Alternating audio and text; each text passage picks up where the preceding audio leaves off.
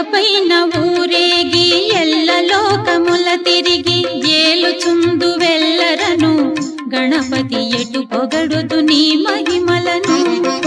ఎలుకపైన ఊరేగి ఎల్ల లోకముల తిరిగి ఏలుచుందు వెల్లరను గణపతి ఎటు పొగడుదు నీ మహిమలను.